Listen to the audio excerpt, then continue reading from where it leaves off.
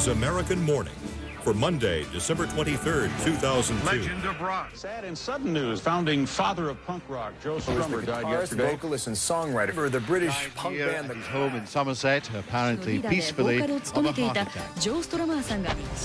Joey Strummer est décédé hier à l'âge de 50 ans avec son groupe mythique créé en Angleterre en 75. We need Joe Strummer more than ever. I wouldn't be in a band had I not heard The Clash. Joe, we're going to have your name on screen. Would you like anything under your name? Would you like Mescalero, The Clash, or anything like that? I'd like you to write punk rock warlord, with warlord being one word. White riot, I want to riot. White riot, a riot on my own. White riot, I want to riot. White riot, a riot on my own. Black men got a lot of problems, but they don't mind on a break. White people go to school, where they teach you how to be thick. Everybody does just what you're told to. Nobody wants go to jail.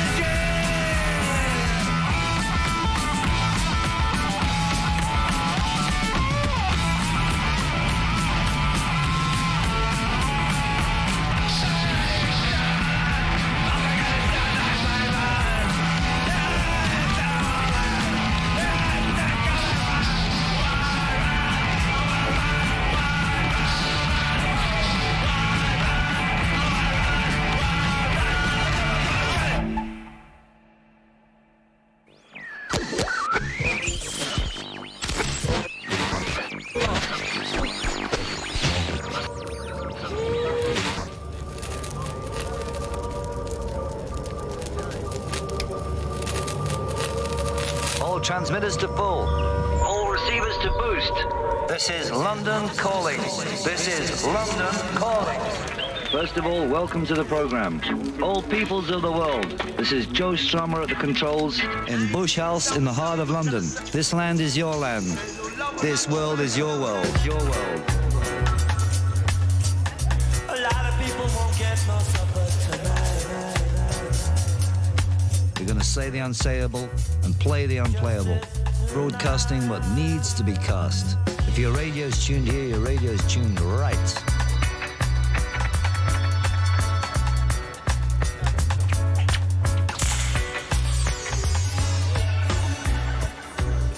My father was born in India. He only became an English citizen 2 years before I was born. After the war, he came to London and joined the Foreign Office. He was very, very left-wing, which we thought was quite surprising because he spoke like a very pucker Englishman. What on earth Ron was doing being a diplomat was completely beyond me. He questioned everything. My parents weren't musical at all, and I think if I've got any musical tradition, it comes from my mother's side, and she was born on a farm 50 miles south of John O'Groats in a town called Bonar Bridge, which is very highland and very wild.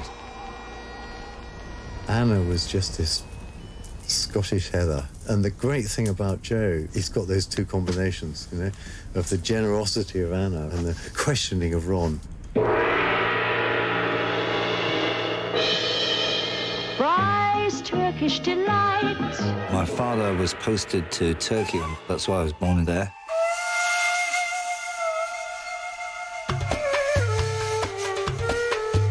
He was screaming in Turkish when he was about 3, shouting down the stairs, some Turkish curse that he'd learned. David was 18 months older than Joe, and they were just like chalk and cheese.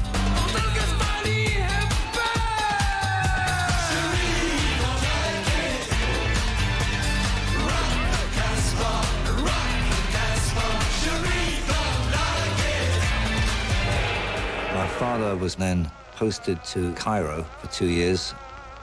and then to Mexico City for 2 years. I went to a Mexican school where they spoke no English, and then to Bonn in West Germany. See, I got 'em, see the size, stripped and cleaned before your eyes. Sweet love, fresh and ready to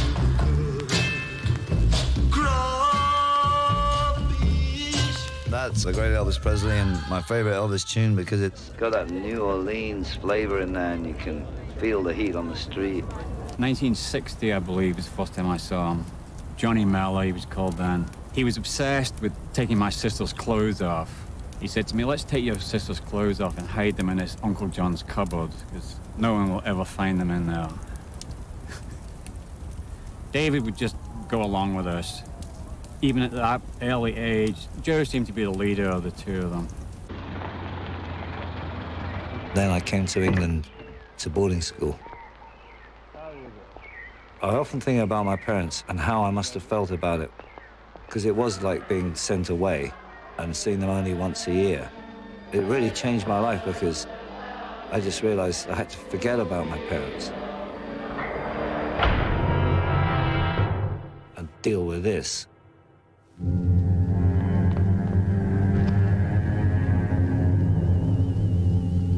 It was a school where people hung themselves. I quickly realized that you either became a power or you were crushed. I had a gang because I realized you had to fight fire with fire. It was either bully or be bullied. I was one of the principal bullies.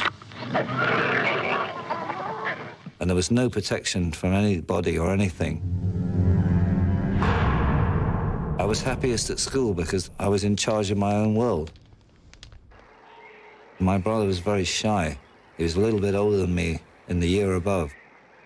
They used to say in school he hadn't said a word all term. And I was the opposite. I was a mouthy little git. Joe kept himself out of trouble, very cleverly. I mean, we'd all be in the shit, wouldn't we? Most of the time. Joe always... He knew how to handle people, even the people that were trying to hurt him.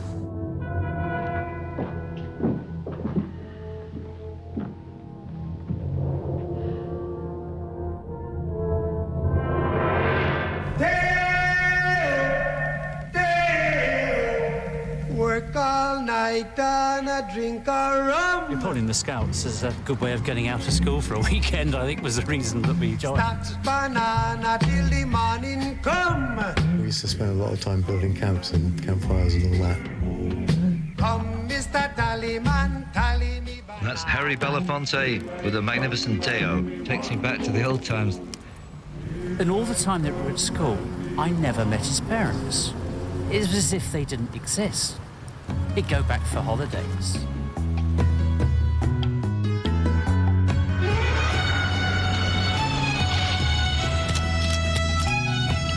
Come in, Africa, you're receiving us. Now we've got Umzike Fani Buthelezi. This is the sort of tune that's like honey to the soul.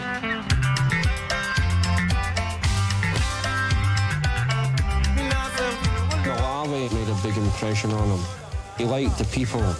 I think it just gave him a wider perspective in the world at a very early age. He would always bring stories back at the beginning of each term, plus a new collection of records. I can remember hearing the Rolling Stones coming out of this huge wooden radio in the day room.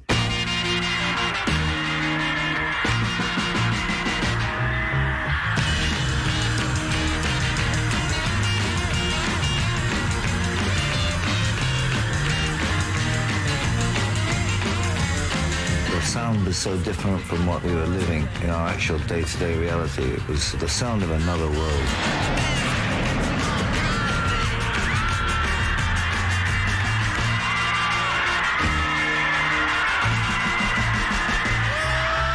That's the moment I think I decided to only follow music forever. That would be the way to live. I was a lousy student.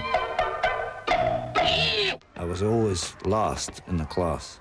My reports would be really terrible, the worst you can possibly imagine. My relation with my father was even worse. I began to dread seeing him, even the once a year, because the report would arrive in the post, and then all hell would break loose.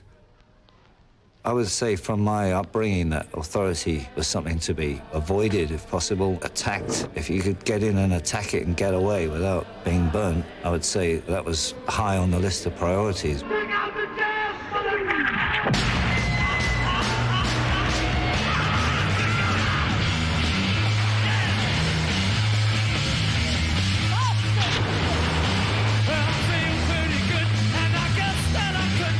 1968, the whole world was exploding. There was Paris, Vietnam, Grosvenor Square, the counterculture. I think that gave me an edge to put into punk. It was a great year to come of age.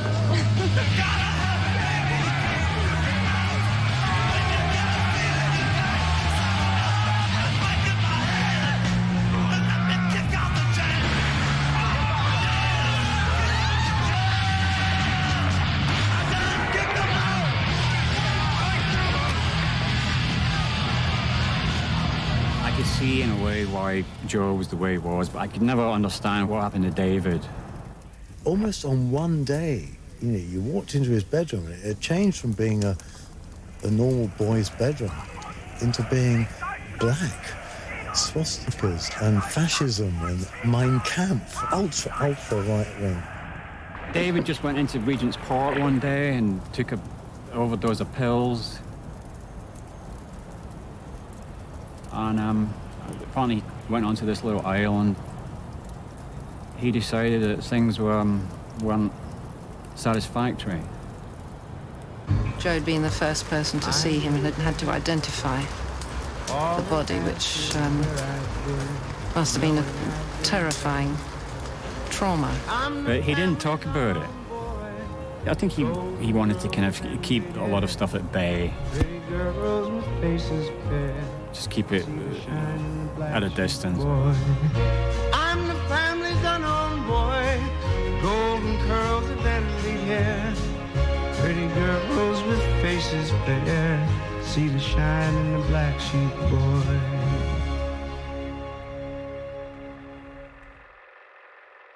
And that was the great Tim Hardin, perhaps a lost genius of music, with Black Sheep Boy.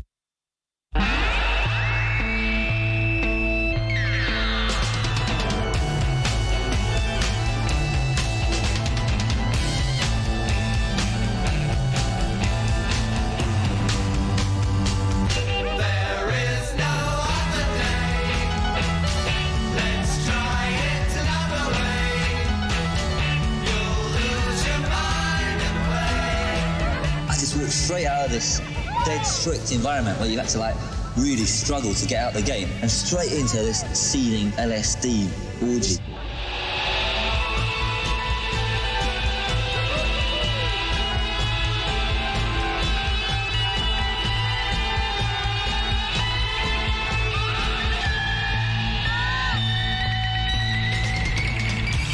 There's only one answer to what you're going to do after school, and that is art school. The last resort of malingerers and bluffers and people who don't want to work. But the rustler, Joe, whose name was John, said, oh, my name's Woody. In the dead hours of night. I said to him, oh, that's interesting. How'd you get the name Woody? And he said, oh, I just made it up on the spot. A battle to fight. I think because of Woody Guthrie. I met him at art college on the first day. We lived together. He was instantly charismatic. Everything in the room focused around him. He always had a different way of putting things, a different angle on things. He was thrown out because he did a collage of used Tampaxes as art, but it was too much for them. Bang goes society's door. Locomotive so secure. Once we find our love and trust, surprising what we say. I started to follow a musician around called Timon Dog, D-O-G-G. He had this years before Snoop Doggy Dogg. First collecting money for him in the London Underground, like a Mississippi bluesman's apprentice. Timon was the guy who taught and showed Joe that music was the route. I bought a ukulele because I figured that had to be easier than a guitar, having only 4 strings. When I managed to get some chords together, I was chuffed. We went down to play at some tube, and I said, Joe, we can't go down and busk the one song that we know. And Joe said, why? Because nobody's ever going to pass twice. Timon and Joe were walking around in a park in Kilburn, and they came across a guy who I think had probably just come out of mental home. He was a bit strange, and he had nowhere to go, and he was very disoriented. And they brought him back to live with us, and he stayed with us for a while. I remember the name of the guy. He was called Savory. And Joe installs this tramp with huge generosity in my bedroom. When the landlady and landlord found out about us having this black guy, the woman attacked Timon Dog with a stiletto heel. And they just went berserk. They threw us out, chucked all our gear out the window, and we called the police and said, look. And they said, fuck off, hippies. I mean, it's bloody impossible to live with, frankly. You never knew where you were, when you were. He lived day for night. He'd go off somewhere to Glastonbury or to the Isle of Wight or somewhere, and he'd turn up a week later, completely unaware that you might have actually expected otherwise. They'd had their summer love, and by 72, 3, it was all over. I always felt that it was like coming on the field of a great battle 12 hours after the battle was over. So the casualties were all lying on the field, but the battle was gone. Come on, come on, come on. None has come that train. Come on, come on, come on. None has come that train. Oh, don't you want to go? He did have a very strong boy's own attitude to things. He'd have this kind of spirit of adventure. He'd sleep out under the stars when it was totally unnecessary. And he said, I'm going to be a rock star. So he was right. Oh, don't you want to go? That was Bucko White, and it's the syncopation there, all that provided by one man, which I really like. It was very difficult because I still really loved him. But I knew I had to get away because he was dropping out, and I was absolutely determined to carry on with art college. And I hitched down to Cardiff, and she told me to shove off. And so I started to hitch back, and the first stop off is Newport. And I had some friends there. Newport in 1973 was a very working-class town. You had the second largest steelworks in Newport. You had the coal mines still active, docks, there were boats coming up as far as the art college. There's nothing PC about Newport in those days. You'd go out and there'd be sort of punch-ups in the streets. It was a tough place. He'd come down from the south of England, the leafy suburbs, and he'd suddenly found himself in this industrial South Wales town, which was completely alien to anything he'd experienced in the past, but he loved it. He just appeared one day in the entrance hall of the college looking for me. He came with his guitar on his back. I had the feeling that he was getting away from or going to somewhere. He didn't sort of exactly fit in. He used to come back to my bedsit, and we just used to literally sit up all night while I played my records.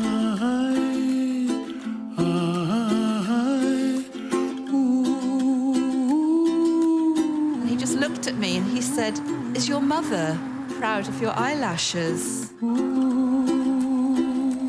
And that was Israel Kamaka Wiwa Ole from Hawaii.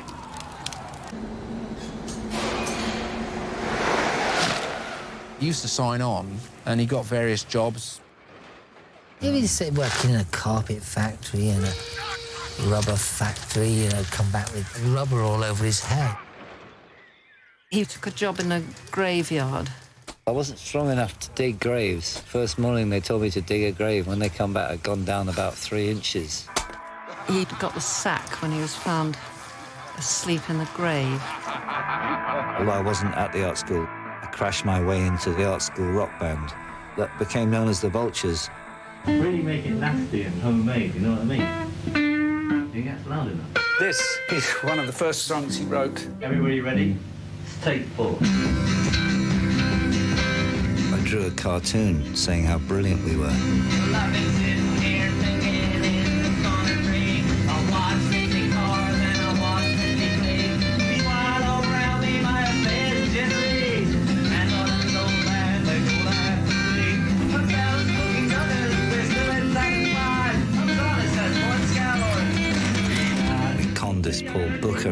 take us into a big blues club type place in Bristol. But the crowd weren't having it. They pelted us with beer glasses. So after that night, I just realized I had to get back to the capital. And now we're going to turn over the controls at the tower here to the great originator of all rap and ting. Mr. Uroy, let it roll. Instead of fussing and fighting, why not get together and live in one love and one unity, you know? By this time, they had this really huge squat scene rolling in West 9. 1974, there were rows and rows of buildings all bought up by the council and just left to rot. There were hordes of people in London who couldn't afford to pay rent. There was an estate agents called the Rough Tough Cream Puff Agency, which put out a newsletter of available houses. 1A Portland Road, West 11, access through the back door, has 11 large rooms, but needs enormous attention. There's a basement flat corridor up at number 10 Paris Square, West 11. And at 56 Pembridge Villas, West 11, it's totally corridor up except for the basement window. And we need to sawn through under the cover of convenient bushes. The only thing to do was to kick in these abandoned buildings and then live in them. Joe decided to open up a squat and went down there with crowbars and opened up 101 Walston Road.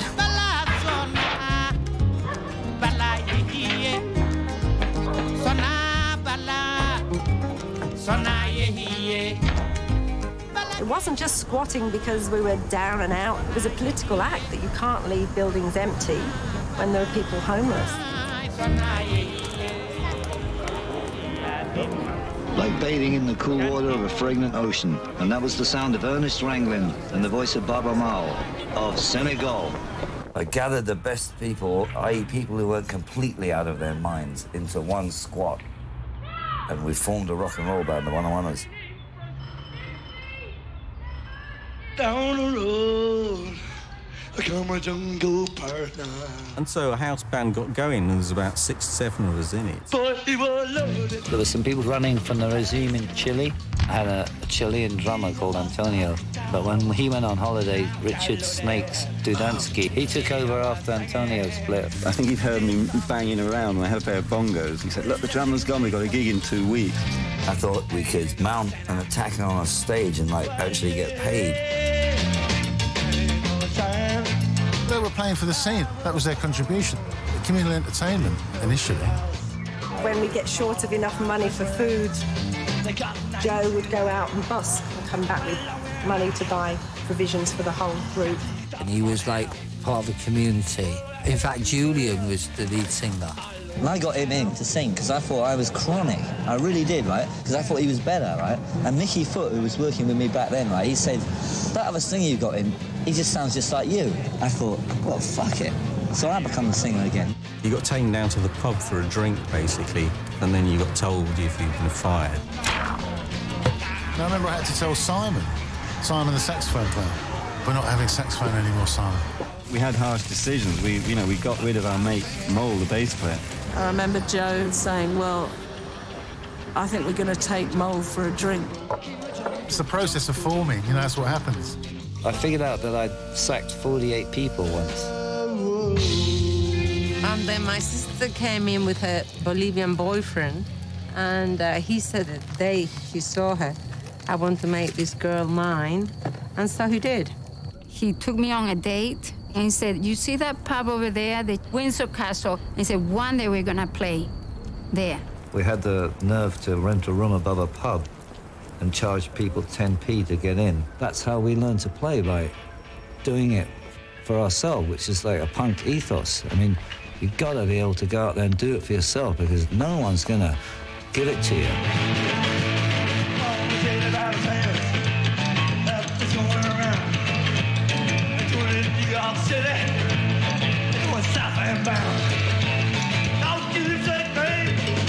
It soon became like a real big mashup. Gypsies would come and rip everybody off. Handbags would be flying out of the window and somebody would be catching them at the bottom. We were on stage playing and the police raided the place. to search with all these like filthy squatters and gypsies and God knows what in this room. Mayhem broke loose. We carried on playing to this crazy thing going on.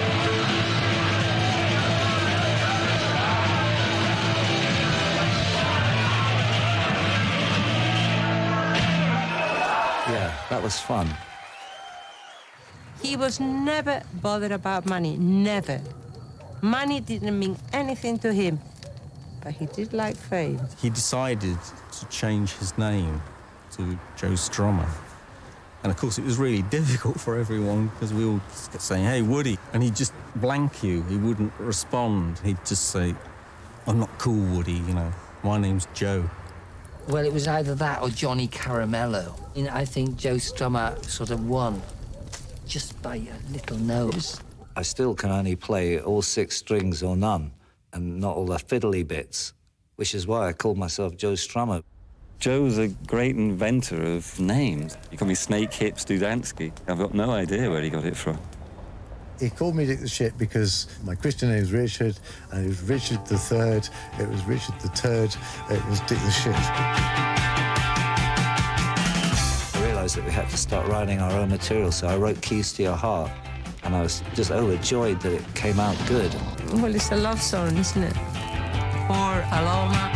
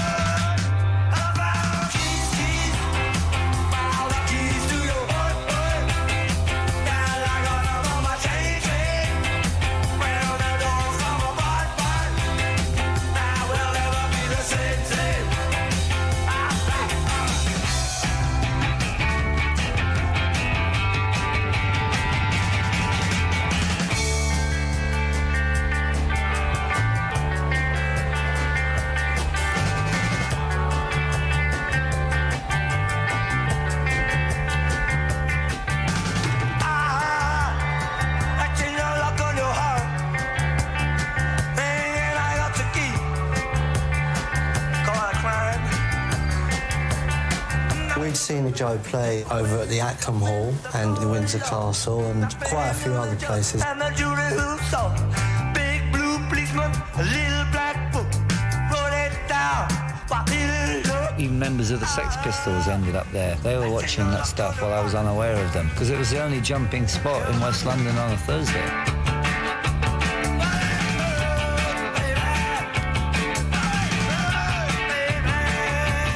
The band, but Joe was something special, best frontman out there. The 101ers were about to be the top band in London. They were at a point that they were really making it, like the Roundhouse, but that was not really enough for him, and he just felt he needed a breakthrough. The Pistols had to come in and blow everything away. They were that stun grenade into the room before the door could go.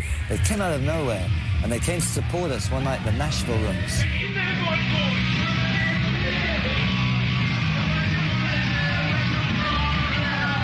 It was electrifying.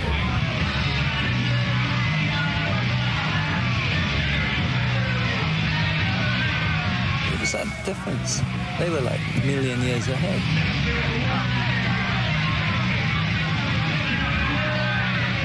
I think Joe was the only one that saw anything in it. They destroyed everything that was going on in town that was completely over the second they came out on stage. I imagine he would have saw us play and then figured, you know, the rockabilly thing weren't working and this was the way to go. And right at that time, Bernie Rhodes walks into the gig. We went to see him at the Golden Lion, all of us. Keith went backstage and went, "Can we talk to you?" I think it was good luck to meet Bernie. The best bit of luck I ever had. And he drove me down to Shepherd's Bush.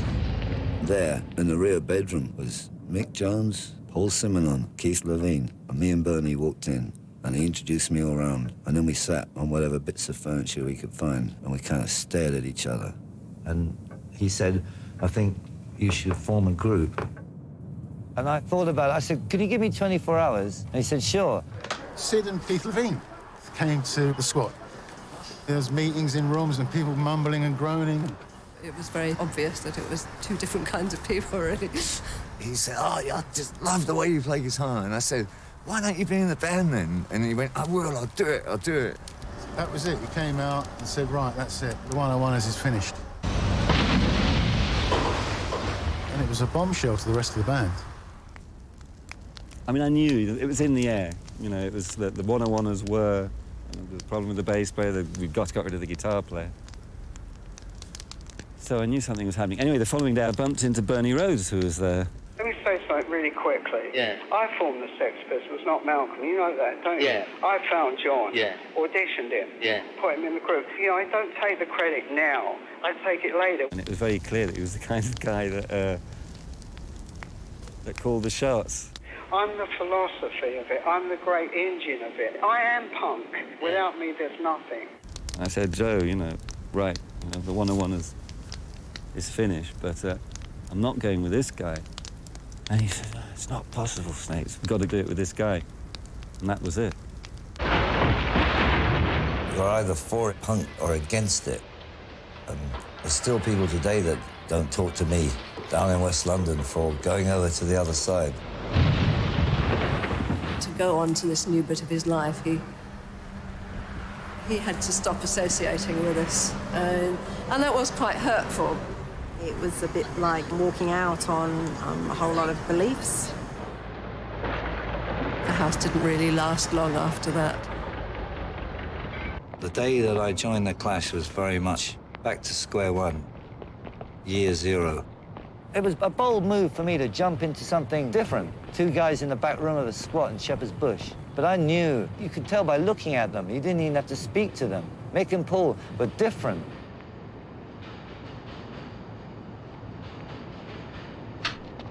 I think we started to rehearse that afternoon.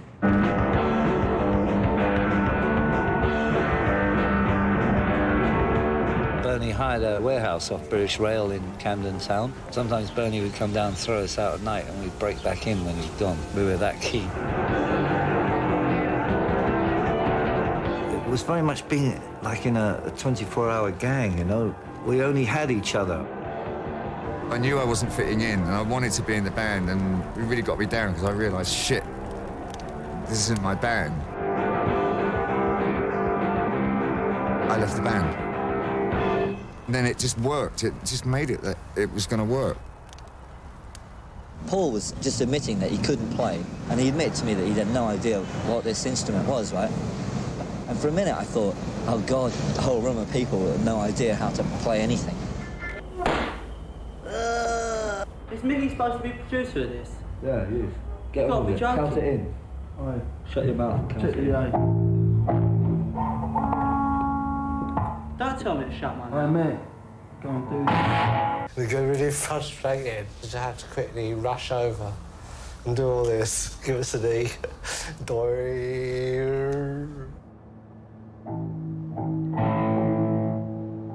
He just picked it up. He could play as good as me in about 3 weeks.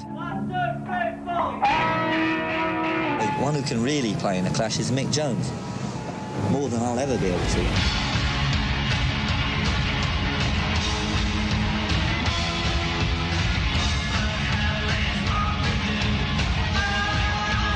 What happened to your teeth? My teeth? Yeah. I've never brushed them. I'm a walking advert for brushing your teeth.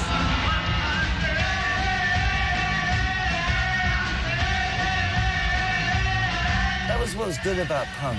If you were ugly, you were in.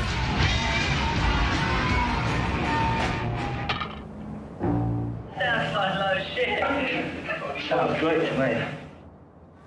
At first, we will have to work more and eat less. Look, you know, in the next couple of months, this country's going to have it really hard. Next couple of years, maybe. We ain't started yet, right? But I do believe that if you do it in your own way and you have 2 years of hardship, and I really mean hardship, you might get out of it, all right? I'd been writing with the 101ers, but with no focus or idea what to write about. And Bernie Rhodes said, write about what affects you. The Clash, for me, right, is a chance to get some great words going. And for Mick, he's really into the music, like, he can hear arrangements. You know, he knows what the bass should do, he knows what the drums should do, he knows what the guitar should do. He can hear it in his head, right? I can't hear that stuff. All you have to do is look out there to write a song, really. You know what I mean? It's all out there, isn't it?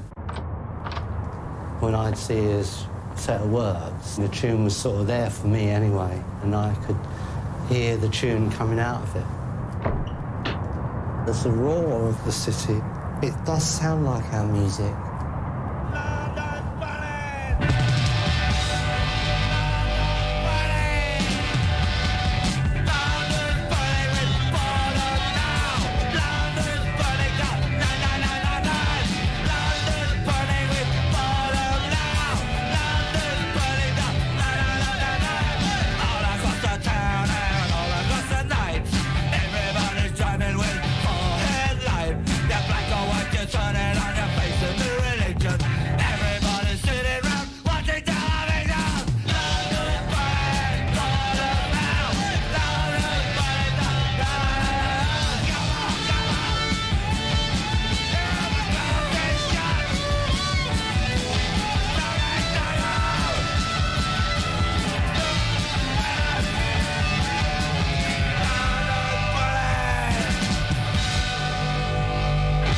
I really believe that you've got to live something to sing about it in a convincing way.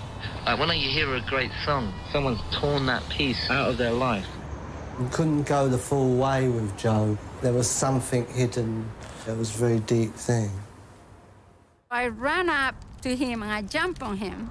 He's with his cool friends and they're all punked up and there's this long-haired hippie girl jumping on him. And so he was kind of different, like a little awkward, and we never were like that. We were always very close. He was just very different, like trouble, and like serious, you know. He said, these hippies are all farts, smoking pot and all that, and so I changed. He had encouraged me to be in the Slits. He was showing me how to play the drums. He was supportive, but very soon it became not a good thing between us. We were almost Stalinist in a way that you had to shed all your friends or everything that you'd known or every way that you'd played before. So that all might see and agree, the laws are inscribed in a prominent place to be remembered and obeyed forever. I mean, do you have a moralistic view of anything you do? Yeah, I wouldn't steal money off a friend.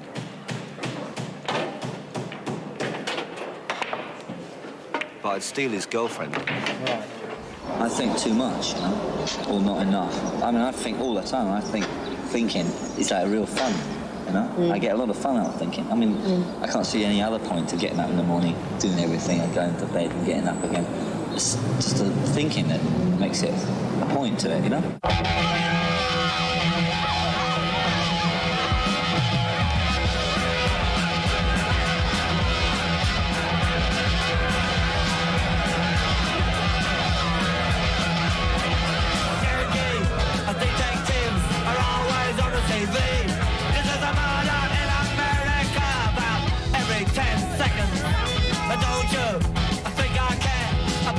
baseball shirt. I'd rather wear nothing but look like I'm ready to fight. I'm so bored with the USA. I'm so bored with the USA.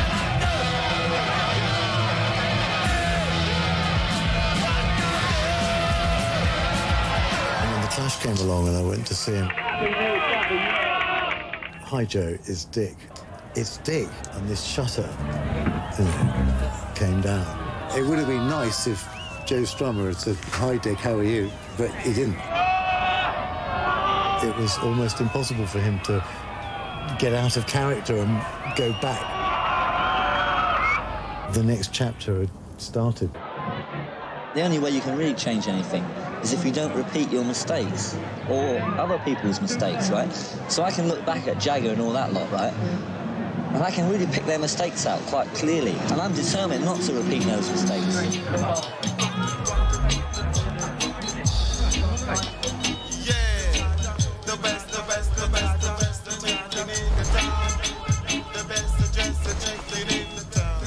I value my existence by what I achieve, by what I create. That's it. Creation is everything,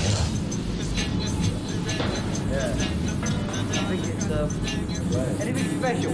No, just blanket coverage. I don't know what I'm after. If I knew what I was after, I probably wouldn't bother to go after it. Give it a good hammering job.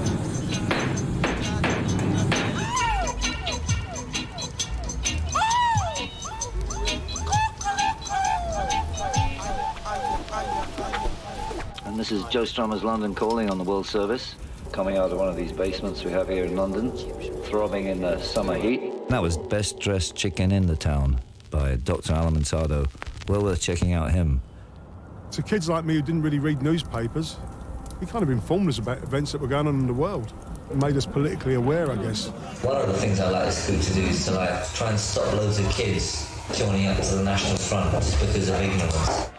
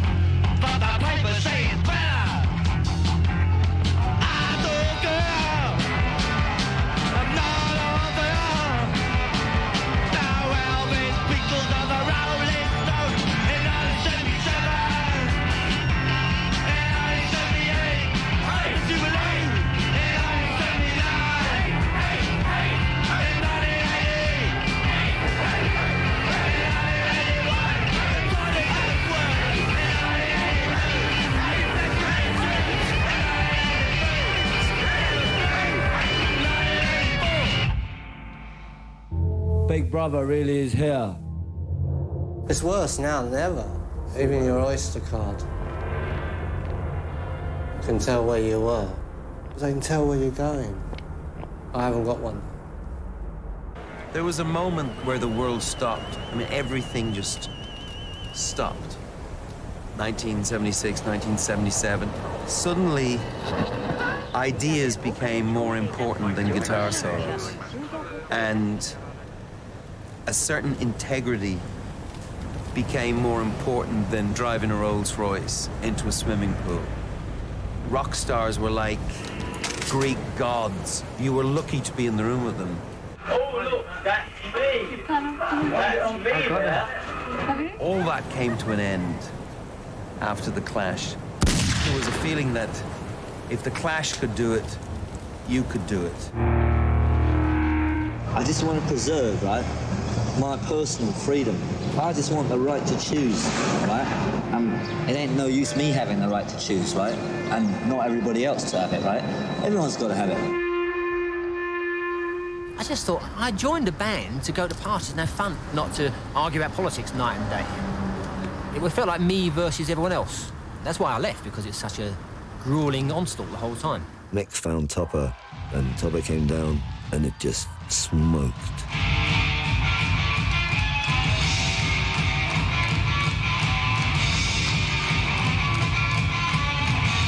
It wasn't the sort of music I was into. You know, when punk first started, it was against all the music that I was into. And I thought, well, I'll join, make my name, and then move on to play proper music. Paul said, we've got to cut your hair off. Then Joe said, we've got to dye it. I went home to my wife, right? I left her in the morning with long hair and flares, and I went home with short, spiky blonde hair and zips. And I called him Woody for some reason. I know the reason, OK? He had little pointed ears at the top, and I thought he looked like Woody Woodpecker. Now, I didn't know that he'd been called Woody in the end before. And I said, oi, Woody. And he went, don't ever fucking call me that. And I thought, God, he's sensitive.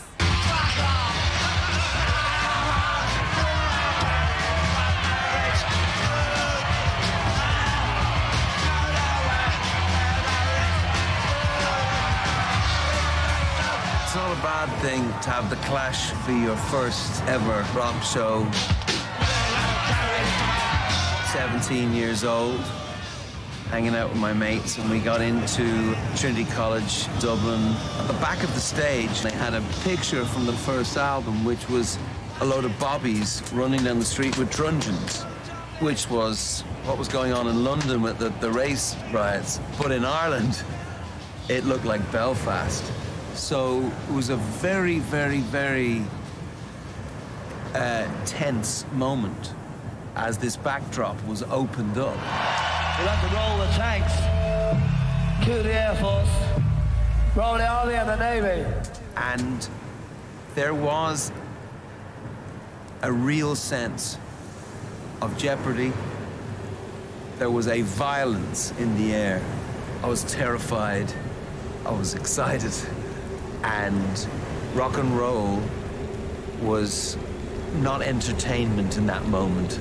It was not a matter of life and death, something much more serious. 1, 2, 3, 4. So me and my mates stayed up trying to figure out how we could all be in bands that meant as much as The Clash. Let's go!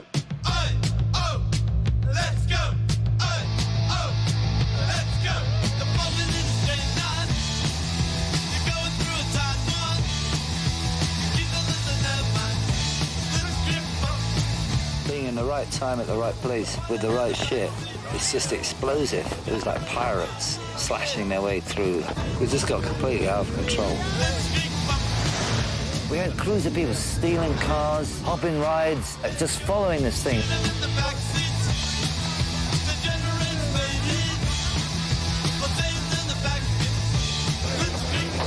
I remember once a local TV station came to shoot us in the dressing room before the show. We always used to let people in because, hey, the audience were our friends, you know what I mean? And behind me, it was like one of those jokes where 19 people get out of a baby car. Someone had opened the dressing room window and people were climbing in from the alley. And it was like, I'm not joking, 50 people climbing through this window like a Charlie Chaplin movie. Hey, ho, let's go! Hey, ho, let's go!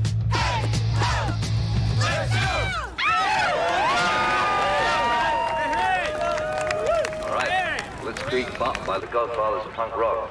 Ladies and gentlemen, the Ramones.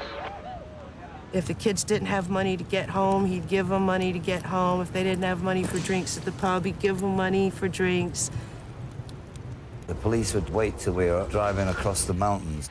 After a few motels, we'd started to borrow the pillows because it made it easier sitting in a coach seat overnight if you had a pillow. So when they couldn't find any drugs, the police searched the bus and they came up with something like 30 pillows, and then they found hundreds of hotel room keys. And they said, right, that's theft.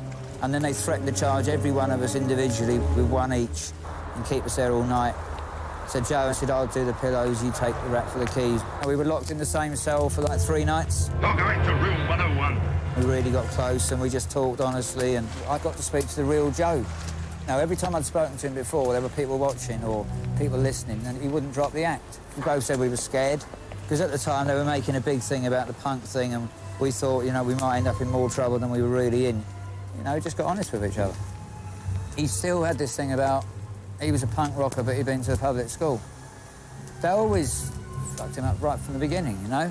I don't care what he's from, he ain't a phony. You know what I mean? And he weren't acting a role. You know, he believed what he was doing.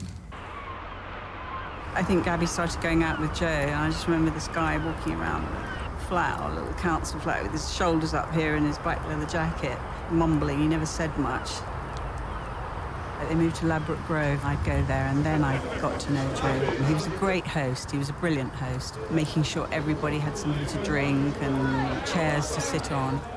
Coming from a family of diplomats, he'd been taught, you know, to bring out the cocktails for other guests when he was staying with his parents. Hey, Mick, you want some LSD? Better have 3. Yeah. You want to really get out there. I definitely believe, because of punk, that you can have whatever you want. You know, you say, fuck off, this is what I think. But I definitely think that's what formulated me as an artist. I was the Clash fan. I seen them in '78. They came and played at the Apollo, and there was a riot. The Bouncers were big Glasgow thugs who really hated the punks. Clash had to keep stopping the gig. I couldn't sing if I felt that people were being brutally mistreated.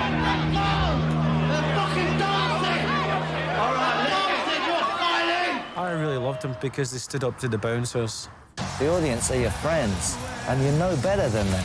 We were one with the audience. Should never feel above anyone.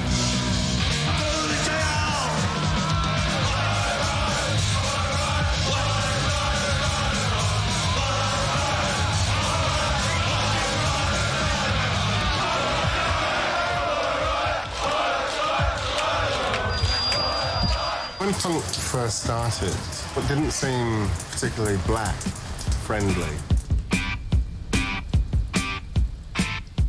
And so when the Clash's first album came out and they got Police and Thieves on it, and they got a scene from the Carnival, it sort of made punk accessible to me. Felt like it was a way of saying, yeah, you know, come in, this is for you as well. White music has always taken from black music. The difference was with people like The Clash is that Strummer and Jones were inspired by people that were living next door. So the effect was a lot more direct.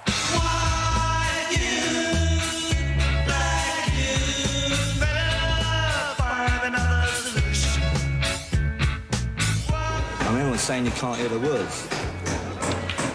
But the words are really great, man. Really great, and you can't hear them. Don't you think that's ironic? Joe had a way with words, the sense of narrative and drama. Joe would have more ideas in a rhyming couplet than some people have on their whole fucking album. I really connected with Joe's lyrics. Anti-establishment, anti-military, anti-work. Especially the anti-work bit, you know? Because I was working in a factory and I thought, am I going to have to do this for the rest of my life?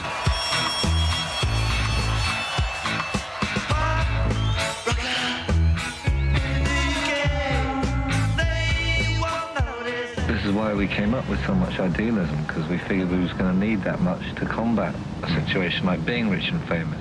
All I had was those blokes. I had to do something with them, right? I did as much as I could. No, I used to consider Bernie as a pain in the arse. He always just seemed to be stirring it up. He always wanted trouble. Joe, I didn't realise, was such a coward, right? Nick, I didn't realise was such an egomaniac. Paul, I didn't realise was such a pussy whip guy. And the other one I couldn't stand. He called me, what was it? Provincial tosser. Because I came from Dover. Bernie got sacked. All of a sudden we were on our own, as if like Daddy had gone away. And I think this is where we proved ourselves. We stayed in some shithole in Pimlico for 5 months. We were in trouble. We'd lost our management. We just sat there every day and wrote and wrote. And we got that thing down so good, we ran into a studio, we knocked the whole thing off in like 3 weeks and 2 days. Calling to the faraway towns. Now war is declared and battle come down. London calling to the underworld. Come out of the cupboard, you boys and girls. London calling, now don't look to us. Phony Beatlemania has bitten the dust. London calling, see we ain't got no swing except for the rain and the truncheon thing. The ice is coming, the sun's zooming in. Meltdown expected, the wheat is good in. Engine stuck on him, but I have no fear, 'cause London is drowning. I live by the river. At the time, I was living right by the Thames. I was following a lot of the doom prophecies. You know, the scientists having the big arguments about who's right and who's wrong. One lot was saying the ice age is coming, and then another lot was saying we're going to collide with the sun, making you feel like I'm just an ant. Is it worth living? Then they were going on, but you better watch out down there on the Thames. You're due for a flood on the spring tide. You're all going to drown. I was cheering myself up by putting all these ridiculous things into one basket. Played it to Mick, and he said he loved the song. He tapped the lyric sheet with his finger. He told me to write the message that we were going to call out around the world. It needed to break out and reach America. Now get this! London calling, yes, I was there too. And you know what they said? Well, some of it was true. London calling at the top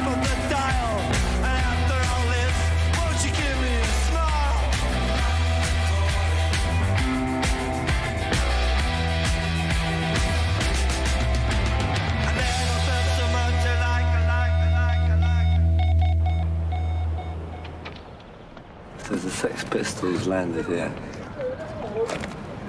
in 1869. We're not particularly talented, we try on. What is it in terms of the energy? I mean, you put out more energy. We give it all we got, that's all. It's as simple as that. Everybody's used to paying $8 and getting half measures and like going home satisfied. Well, in England, they gave up being satisfied 3 years ago. You gotta give it all you got or forget it.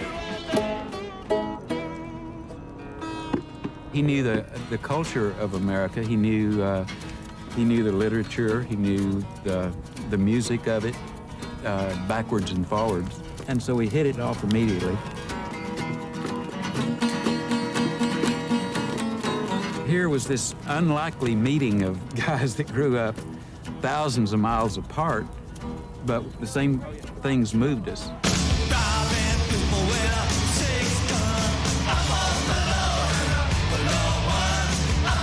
He was passionate. He sang every word like he meant it. He sang about things that were deep down in his soul. He sang about injustices, and he sang about everything as if it was urgent. I don't know if his politics could be separate from his art. They're kind of a spiritual politics. He didn't ask you to just question authority. He asked you to really explore the very nature of authority. What does it mean to be free?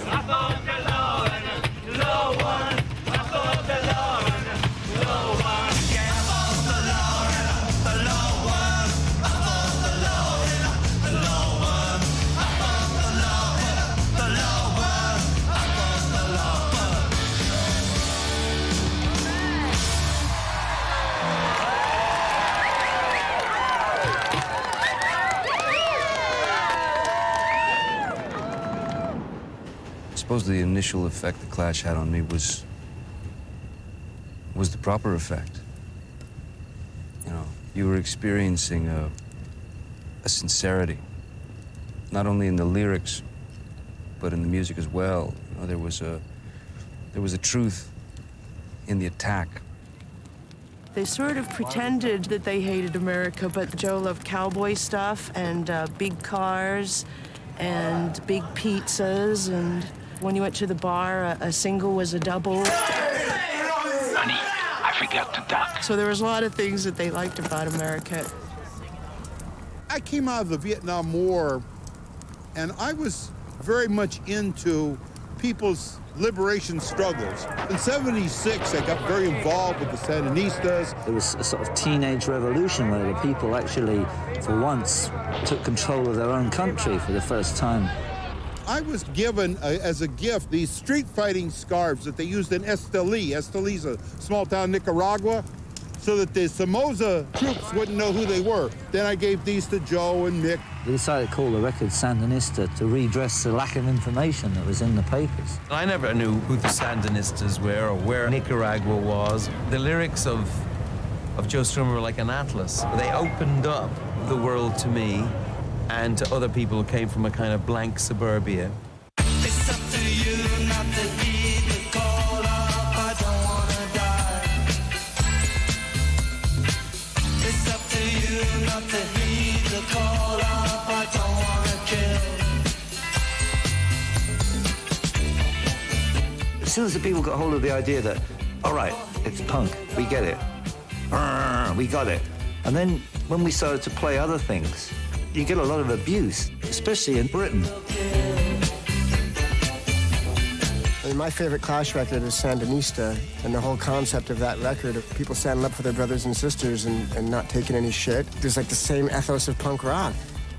But they couldn't have been my favorite band of all time if every record hadn't grown and hadn't gotten better and hadn't changed. And it's the biggest inspiration for me with our band, with the Chili Peppers. I mean, because there's no point in carrying on if you don't have something new to say. Sandinista, the triple, for the price of one. We wanted it released for a low price, because we felt that records were generally overpriced. And that's when the record company Freak, they were quite happy to bury that one, I think. You learn a lot about life, getting shafted royally. And anyway, after Sandinista, I realised that I wanted Bernie back.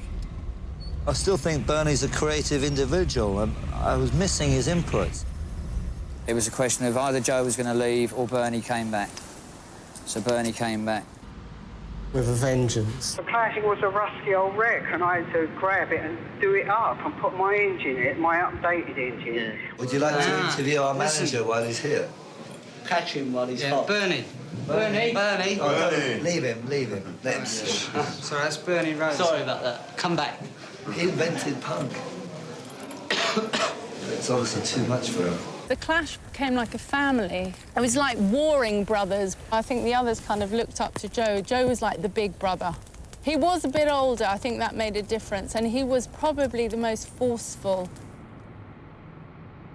Then we found our greatest success in commercial terms. The Clash invade America. Next, Off the Record.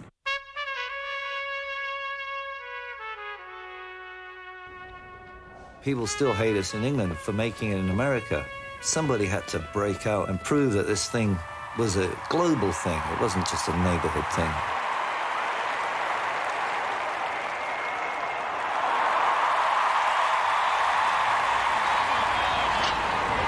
Only half the people could get in, and they started rioting in Times Square. And it was right across the States, the first time since Frank Sinatra that they had to close off Times Square. It's a madhouse in there. It's crazy in there. The Bond's manager, Joel Heller, denied his club had done anything wrong. Well, did you have... no one... I cannot say that we overbooked. All over New York, you could hear our stuff coming out. There was a black mix of Mag 7. That was coming out of every ghetto blaster in the city every hour. That summer, that moment, we had New York.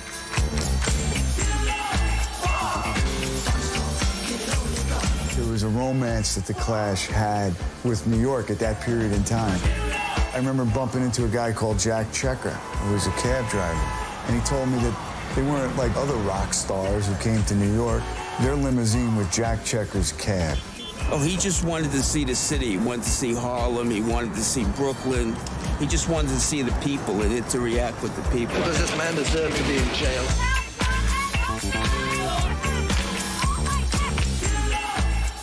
I mean, they took New York, and all the artists wanted to see them and wanted to check them out. The Clash was a revelation. It's something. It took us back to the first excitement of hearing rock and roll for the first time. And all that sound about Raging Bull. Interestingly enough, in Raging Bull, the music that is there is music from the 40s and 50s and opera. But the place I went for the source for creativity came from the Clash, really. I did see the Clash at Bonds, and Grandmaster Flash opened for them, and they were practically booed off the stage. It was crazy, like 3,000 people, like everybody say, hold, it's like, fuck you. Say, yeah, get the fuck out of here. When the Clash came out, Joe reprimanded the whole place, and said, you gotta give him a chance, you gotta listen, like, don't do that. And the whole crowd was like, oh shit, Strummer just did a number on us. Even when I'm vomiting on a carpet in an airport, it's him who's standing up for me, having to go at the journalist, saying he's ill, leave him alone. Shut up, will you, stupid cunt. Oh, thanks very much about that. Yeah, that's what you deserve with that sort of crap. What do you think we are? Do you think this is 1976 and you're talking to the Sex Pistols?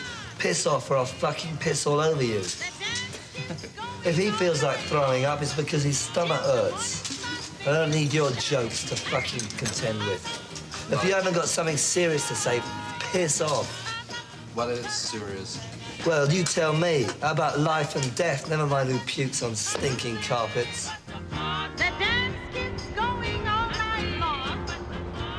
There were parts of his character that I didn't like. I had my girlfriend on the road with me. I had a big argument with her somewhere and said, right, well, you're not sleeping in my room.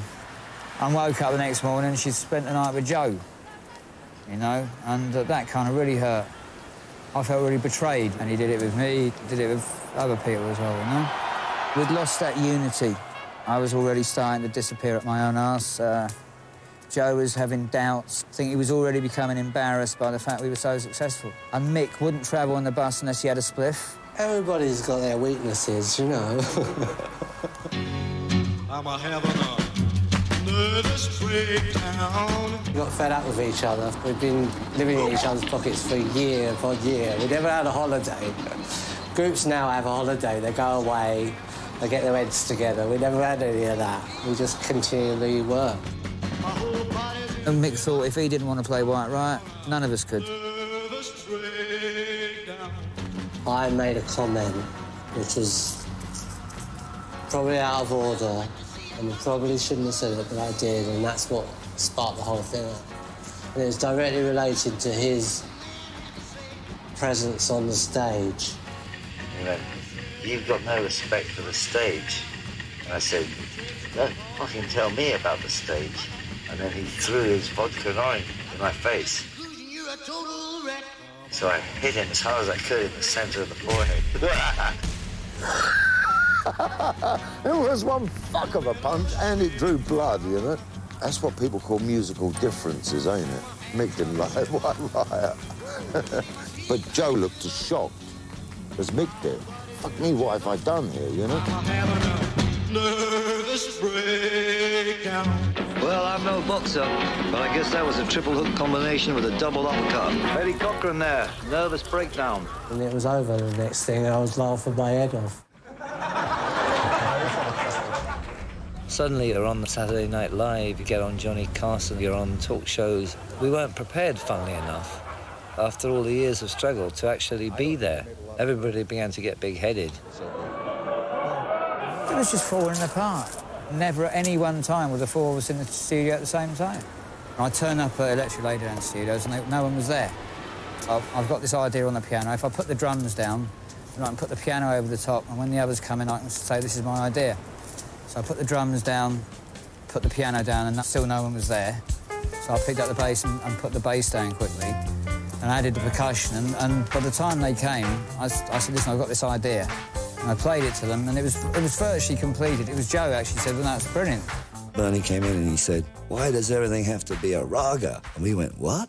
He said, "Everything's going on for 6 minutes. How are we going to get this stuff on a record?" And then he left, and we started to laugh about the raga. I went back to the Iroquois Hotel on 44th, and it was already daylight again. I had a typewriter in the room, and I went over to the typewriter and I typed, "Now the king told the boogeyman, you have to let that raga drop."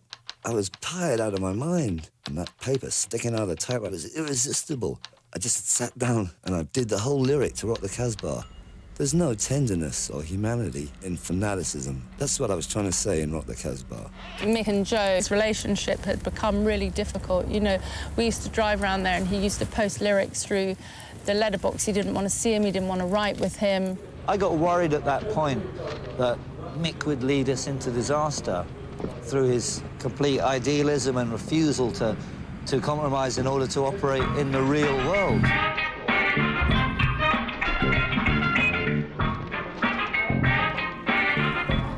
You know, Mick's an emotional guy, wears his heart on his sleeve, and quite often was the fall guy for things that Joe was actually responsible for.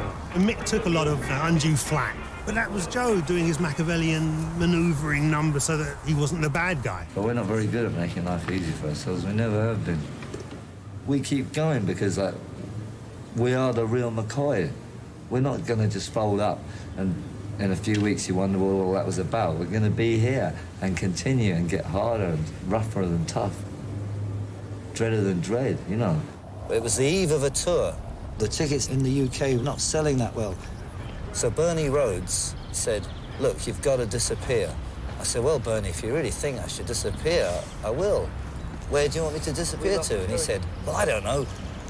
Go to Austin, Texas. You know that fellow there, Joe Ely, the country singer." I said, "OK, Bernie, I'll be seeing you." I took the boat train to Paris instead, and I thought it'd be a good joke if I never phoned Bernie at all. He was going to be thinking he was going to be acting, you know, "Oh, where's Joe gone?" And really, he was going, "Where has he gone?" And I ran the Paris Marathon, too. And eventually they hired a private detective to find me. What is he up to, and what news is there of his whereabouts? Who can answer that? Cosmo? We don't know where he is, and we can't find him.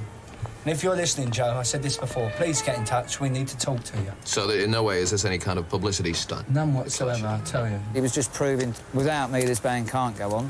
And when he came back, it was either me or Topper.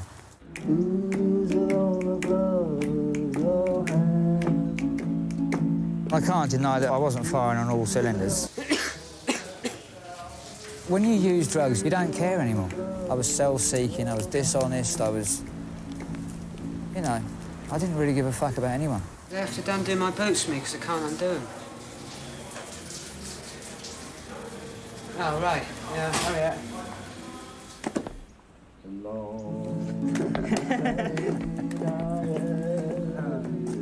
I gotta go sunbathing. You go sunbathing.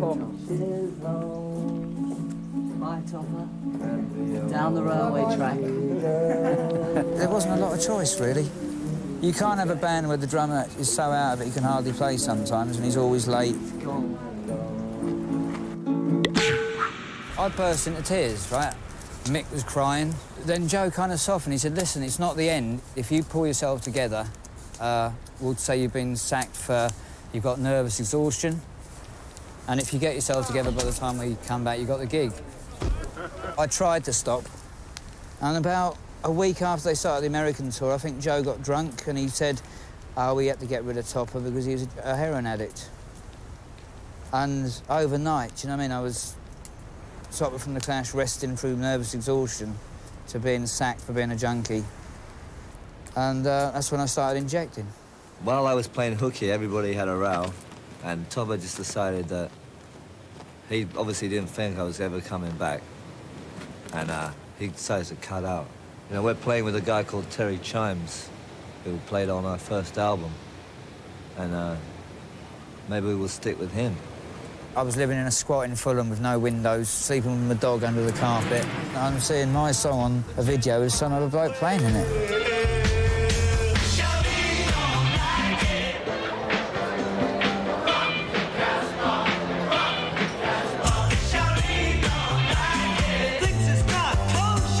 I don't think we played a good gig after Topper was fired.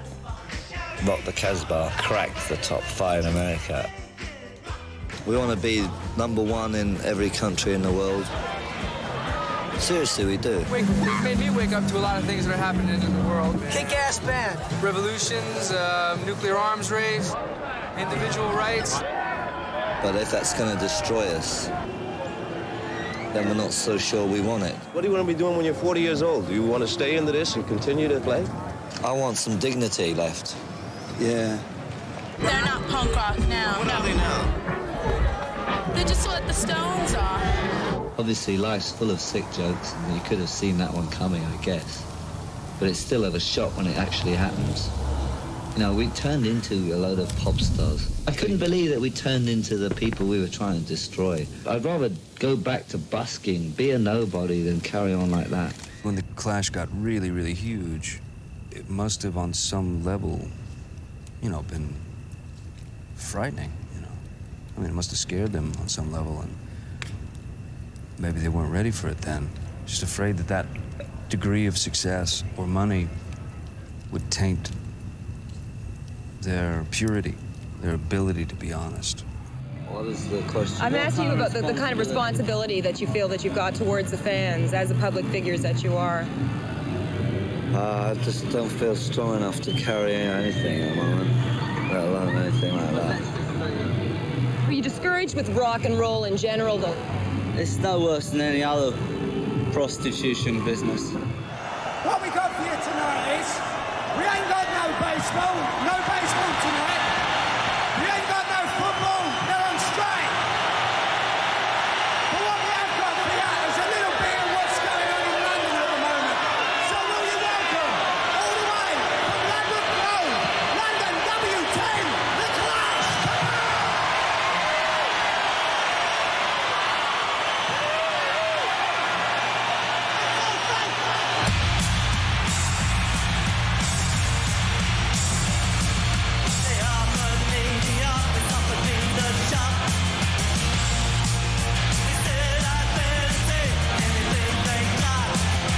Standing there singing the songs while it got bigger and bigger towards the end, for some reason I began to feel worse and worse. It's something to do with what those songs are saying.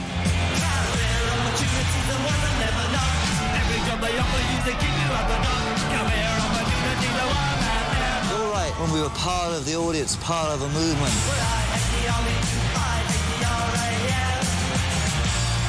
Once it became thousands of miles removed from that, I began to freak out.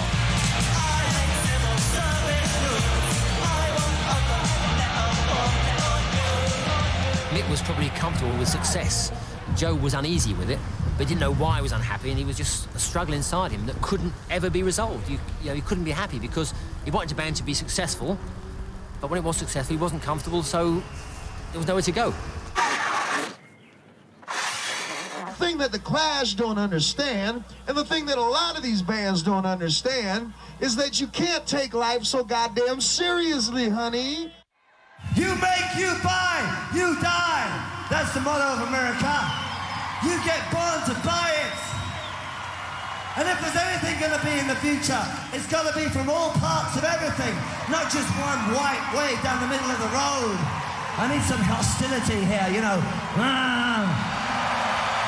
Yeah, I need some feeling of some sort. Hey, we're all alive at the same time at once, you know.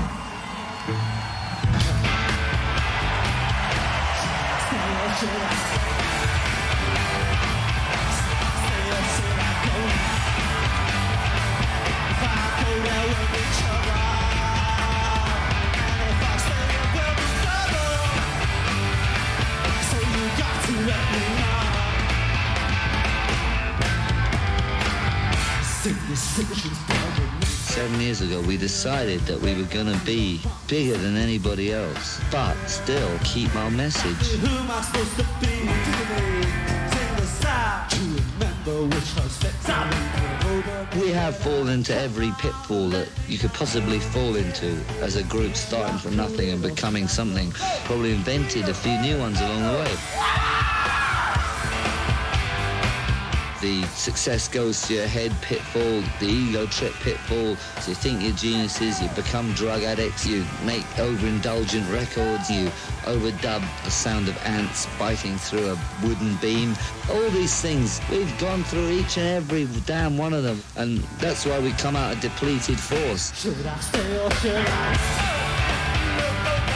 Mick was pretty hard work to work with. He was in his prima donna phase. Bernie turned around to me and said, look, why don't we sling this guy out? And I figured it was a good idea because I don't like being bummed out. You know, when you go to work in a good mood and there's some guy always bumming out. We weren't about to make any music like that, so I thought, fuck it, why not? I think it was Joe who managed to muster up the courage to say that he didn't want to play with me anymore. And when somebody says that to you, you know that I just packed my guitar up and just, well, hey, you know, okay, bye, and that was it. And I walked. And Bernie come running out after me with a check in his hand, you know, like a gold watch or something, you know, which added insult to the injury. But I took it anyway. It was right at the time of the carnival. It was awful, you know. I walking around the carnival and then you might see someone and you're like trying to... I did everything. I grew a beard. I dyed my hair, you know, blonde for about 2 days. I was in complete traumatic shock. But then that's character building, you know, when those things happen to you. I hadn't understood that the manager suddenly wanted to become an artist. Bernie conned me to get rid of Mick, to lay the way open for him to step in. Stupidly, I allowed that to happen. It's my fault about the end, definitely. So he kind of thought, yeah, well, maybe Mick was the problem, like he thought Chopper was the problem, you know. He didn't maybe at that point think we're all the problem. I mean, he was a coward, too. You know, there you go, I got to say it. I mean, Joe, you know, he was a coward and didn't like confrontation. What pisses me off about The Clash is that this extraordinary band should still be here.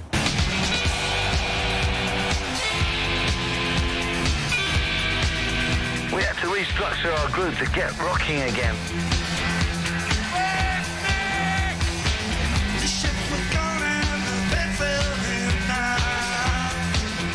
This is Pete Howard, the drummer, and Vince White guitar, and up top, Nick Sheppard guitar. Pete Howard and Vince and Nick Sheppard, they all felt really intimidated, which I can't blame them because they were entering the scene was already so big. How do you feel about the band at this point in time? Great. Can you hear me? Yeah. great. Everything's blando, blando, blando, you know. Let's have a revolt from the bottom up. Drugs are over from this minute now. Anybody who takes a drug is a hippie, and hippies can shove off. Accountants and lawyers are writing the songs. Attorneys are playing the lead guitar solos.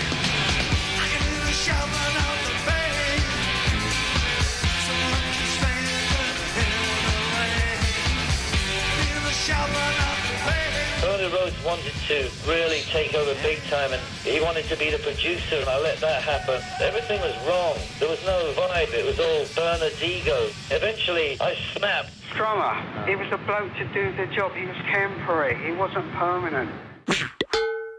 And that was the end of it.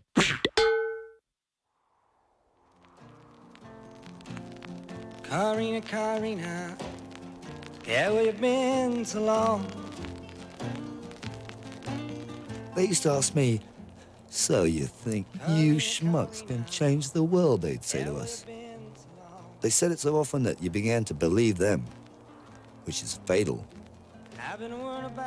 Trust thyself.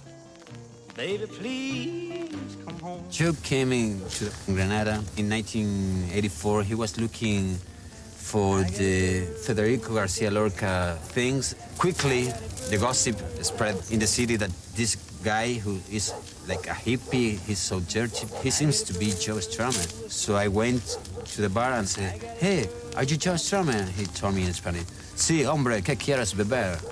So, what do you want to drink? He told me that he felt so frustrated, so alone, so lonely. He was unsatisfied with what he was doing. And while watching the Alhambra, say, my brother should be here. If he knew Granada before, he probably wouldn't commit suicide. And suddenly he told me how wonderful it is to be alive. That's Bob Dylan with Karina Karina and his wild scratching posse of hip-hop artists. Recorded live at the Village Vanguard down in Old Manhattan. Even though Joe was a natural preacher, and even though he was a really righteous preacher, the very fact that he became a preacher in some ways was maybe a betrayal of his own best instinct. And I always sort of felt like he spent those kind of wilderness years almost doing penance. You know, I had to really disassemble myself and examine all the pieces and put myself back together. I really felt completely destroyed by that experience. And also, my father had died while we were on the last tour. And when I came home, my mother started to sicken, and then she died after the end of that year. You know, I lost my parents, my group. You want to think about things, you know, you become a different person. No more was I an adolescent. I'm a London parent. I've got kids now. Joe had to really exercise the ghost of the Clash. It was a journey that he had to take through where he'd been, what he'd achieved, and his part in it all exploding.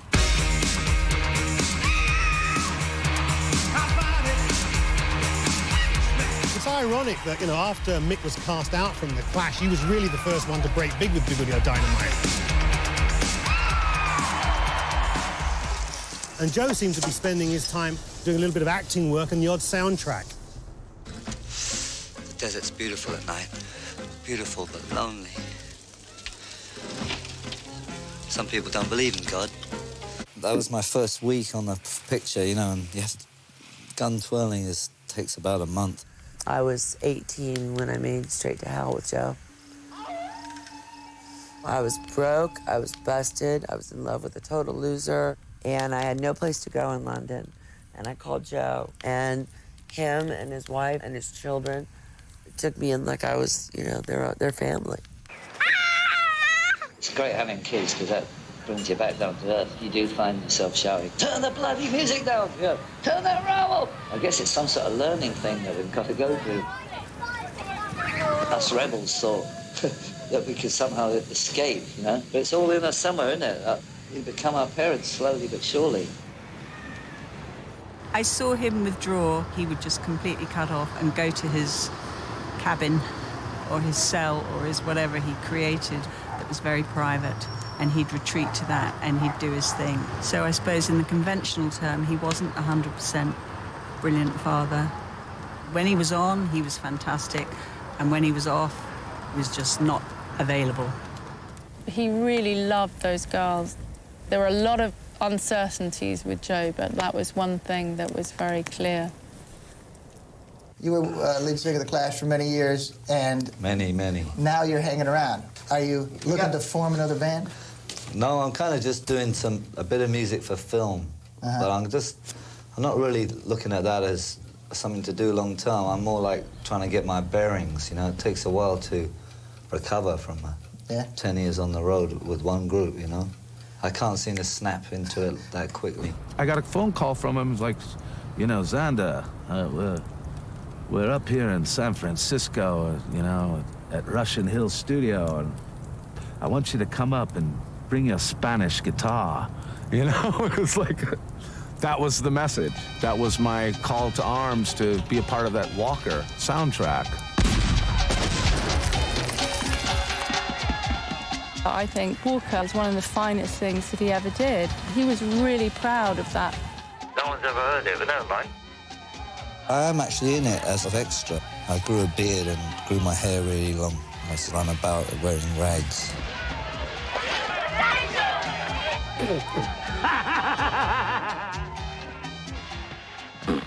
Whenever he tried something new, people weren't really prepared to listen with new ears because what people wanted was Joe Strummer and they wanted The Clash. And that spoilt a lot of the work that he did. One day I was standing on Portobello Road and I thought, you know, it's time to cut down on my drinking. And I walked home and the phone rang and it was the Pose going, hey, you've got to come on tour. So I did a US tour depping for the rhythm guitarist in the Pose. Okay, we're going to go out and get vibed up. Right, guys? I think the Pose gave Joe a good appetite to start playing live again himself, you know.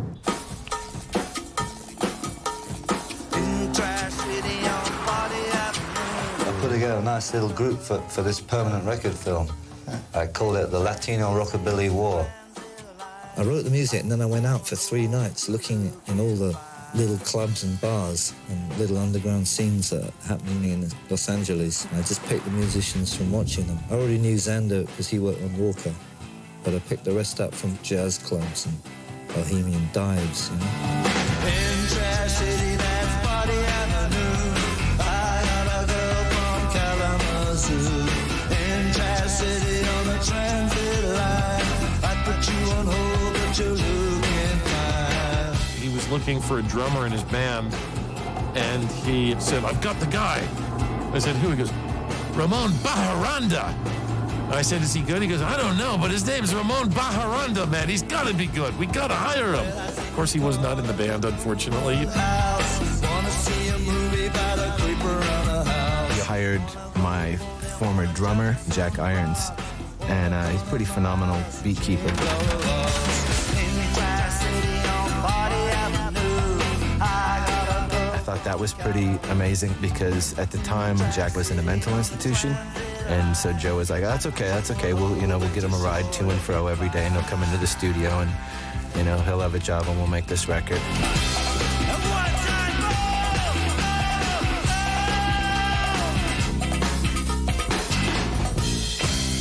I think if your projects are consistently failing, if they weren't selling records or people weren't really listening, I think ultimately that wears you down. I'm still signed to Epic from the Clash days. Mm-hmm. And you have no great desire to do a record for them? For Epic? Yeah. Well, you know, I expect sometime in the last 4 years someone would ring me up and head me, but nobody ever did. He was quite depressed.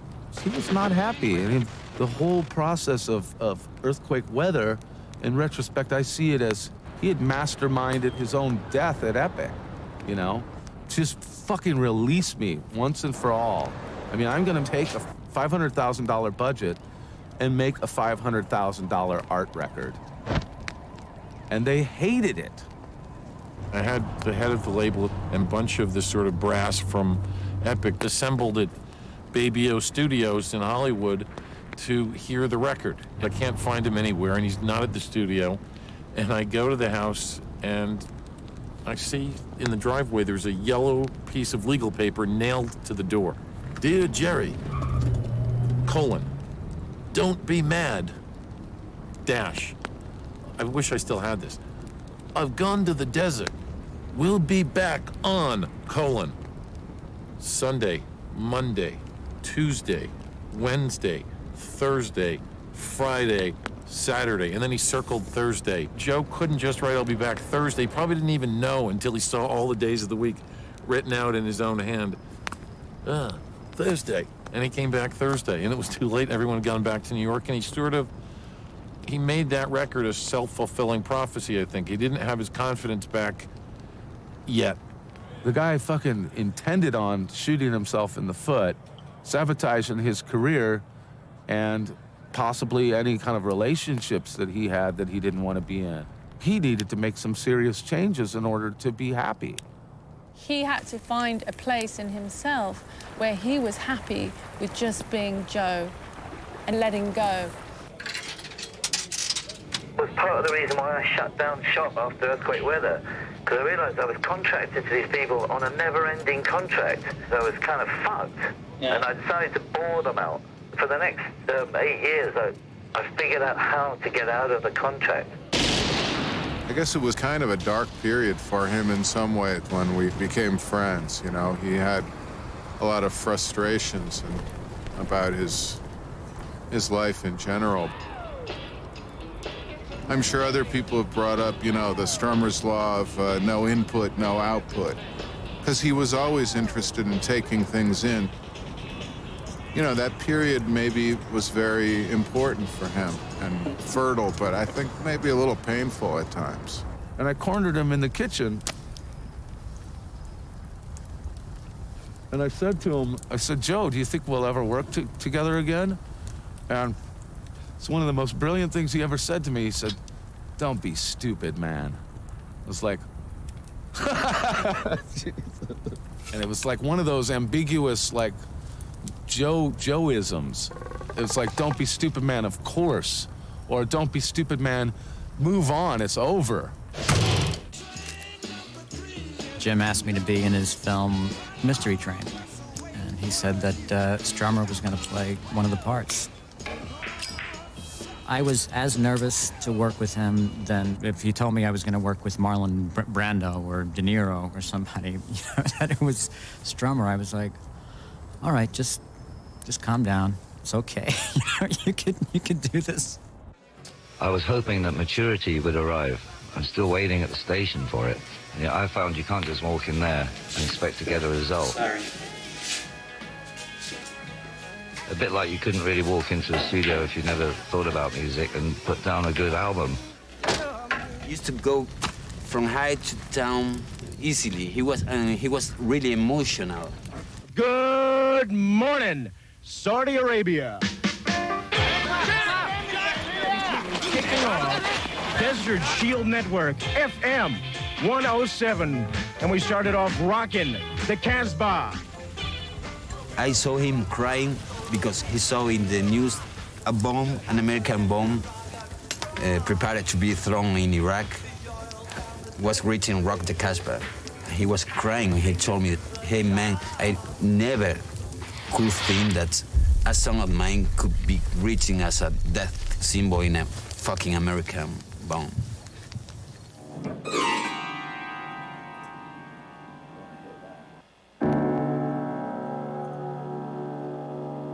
I used to call him Chief Thundercloud. He was in a very dark space.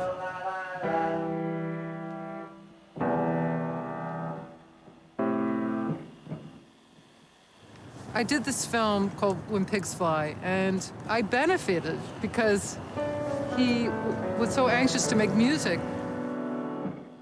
Way down in a working town, where the boys you might find some happy and some sad, but some drunk all around. If the breeze is blowing them from home, the door is shaking in the wind. Now that's when the boys will sing to the rose of Erin. He hadn't been in the studio for a very long time. And he kind of went nuts, and he gave me 9 hours of music in 4 days.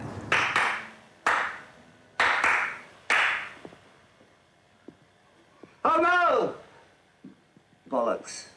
You always, every time you get something happening, you always go over it by later in the fury of it. Could you play me the rest of it? You haven't run back, have you? Could you go right to the end to see what's left after that stupid fool clapped on it? Bloody hell! What a pillock! Imagine that you're a rock and roller, and say you were in a big band like I was and what have you, and time goes by, and then you meet a 17-year-old guy. He's never heard of The Clash, and that's the moment that my feet touch the ground again. I've got ideas for the new world. I can't go back. It's like, be like a living museum. No, I just want to get out there and do something new, and then you get your own energy from the newness of it. I think it says in the Bible, there's a time to dance to techno and a time not to. We've got new, fresh sounds every week. You can't even keep up with it. Have you tried keeping up with, like, techno, hardcore, trance, intellect-no? It's a hotbed of creativity, and that's a fact. Standing in a kitchen listening to rave music, I couldn't understand it. I had to go to a rave to understand it. And after about 4 hours, we were supposed to go into a trance. In fact, I was going into a trance. And I thought, let's just say we were in a forest and there was nothing to do but these big empty logs. Like, say we were pygmies or something.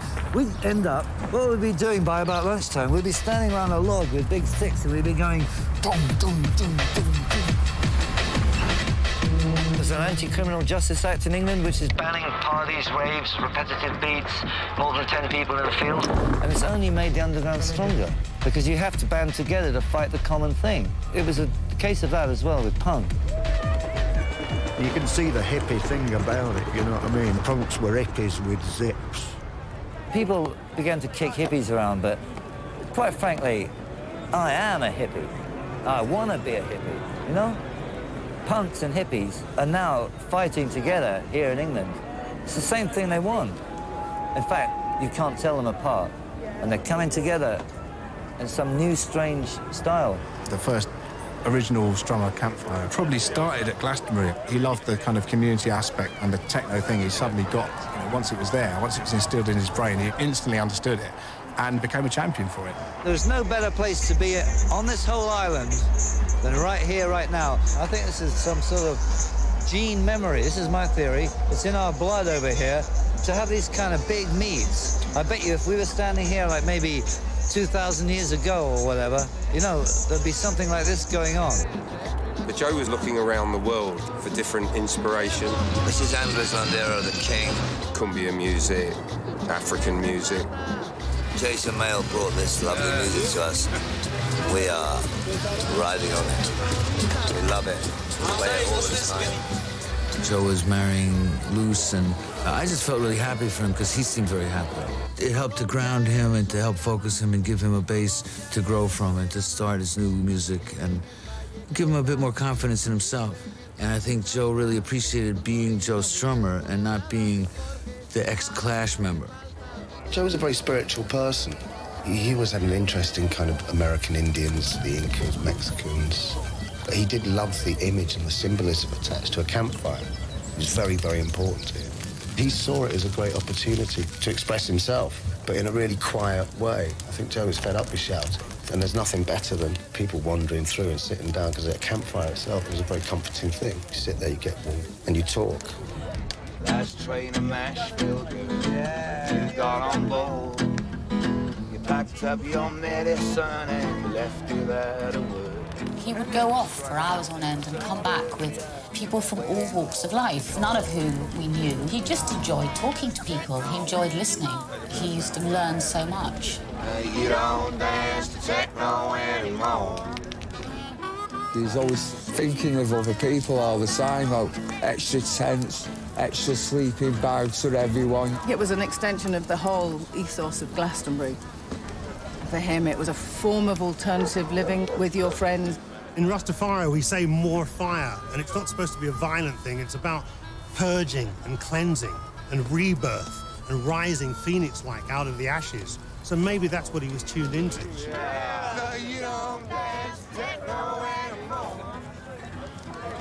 He had a lot to teach about life in general and like the sort of the real world, not the perfect world. Well, Joe's campfire was utopian.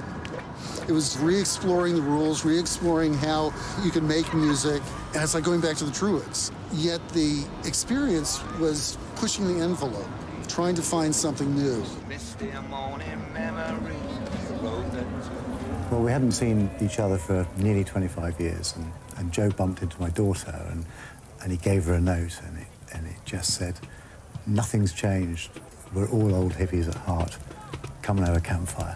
Campfires opened up the idea to Joe that he could form another band. It didn't have to be Clash-type music, that it could be an amalgamation of everything that he listened to. It gave him the confidence to think, hey, maybe I can find like-minded people to play with me.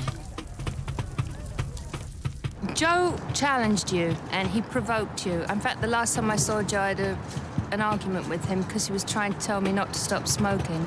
If you took cigarettes away from the 20th century, we wouldn't have any of the writers you go on about or anybody worships. This would not exist, and I want this acknowledged. In fact, I think non-smokers should be barred from buying any product that a smoker created. We spent a long time trying to get Joe back on the road. We're talking about 2 years here. I mean, it started off, we were trying to get him to reform the Clash, but he was really adamant that he wouldn't, that he would not go back out on the road again. If that was no toe tapper or no body shaker, boy, you need to see the Undertaker. That was Andres Landero, El Rey del Accordion. I had my daughter on my shoulders. I said, "What's going on?" And she said, "Ooh, Dad, there's a naked man dancing on the stage." So I said, "Let me see." So I threw her on the ground and stood on her recumbent body so I could see. And this was my first glimpse of Anthony Genn.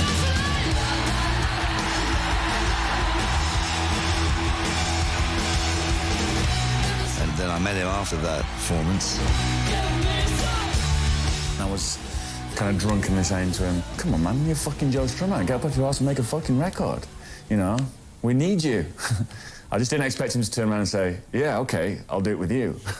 If you leave it too long, there's a sort of magic moment when it's too late to come back. And I think I just got in before the door closed.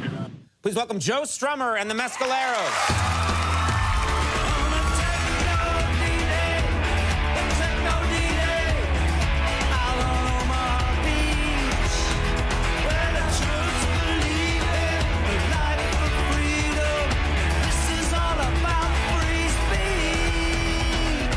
He hadn't been on the road for a long, long time. Put a few pounds on. You could see he was knackered after 3 tunes because he hadn't paced himself. He was giving it all, you know what I mean? And he was just sweating, but nobody cared. It was Joe. We got to fight for your crowd. Excuse me, girls. I'm trying to promote a rock and roll show tonight. Rock and roll. When you hustle, you got to have a hard shell. Like Captain Beefheart said, one cold vibe won't stop this here boogie. I'll leave you with the flyer in case you fancy going. Okay. It's the hippest place in town tonight. Hey! We're building. When I got back on the road, my expectations was zero, zilch. Because I don't like to be disappointed, so I keep my expectations at a bare minimum. It was constantly about reinvention. There was a power cut, a madness, conversation died, most of us hold up there. Yeah, he loved it. He loved it. He absolutely loved it. He loved the whole deal, just as a beginning chapter of a new period in his life. Shorted out the eastern shore. We'll have to shout out, yell me a little more. Songs don't tend to come to you, I think, if there's no outlet for them, because I couldn't get any records out. Songs would occasionally come, but I knew that as soon as we had a contract, the floodgates would open. I got reams of lyrics, carrier bags full of twisted napkins with insane things written on them. When you get a great idea for a lyric, just push people out of the way, throw yourself on the floor and write it down, because it only makes sense in the moment. He would always just walk around the studio and he had an A4 sheet of paper and a pen, and he'd just write reams and reams of lyrics. And it went on for a few hours, and then about midnight or whatever, he went, "Okay, I've got a song." And he'd just written a song about his walk from Wilson to Cricklewood. And during that time, I was fiddling around with this little tune. I wasn't thinking for a second that Joe was going to go, yeah, that's good. I was just messing around. There was Joe Strummer and there was John Graham Mellor. He talks about his children in that song. Go on, don't skip, Joey. 1, 2, 3, action! Maybe that night I wrote a song with John Mellor. All about my baby's grown. All about going home. All about what's done is done. We're alive, that's the one. From Wilston to I feel like pinching myself sometimes. You actually got a record, you're traveling, you're going around, you're in countries, you're talking to people, you're playing shows. It's such a change from 10 years in the wilderness. Yeah, it feels great. I'm having Christmas every day. Now here's Joe Strummer! You know, when the Clash were on tour and we lost the beat, Chef would be like at the side of the stage going, "Don't forget, pump your loins, children." You know, that was like his motto or something.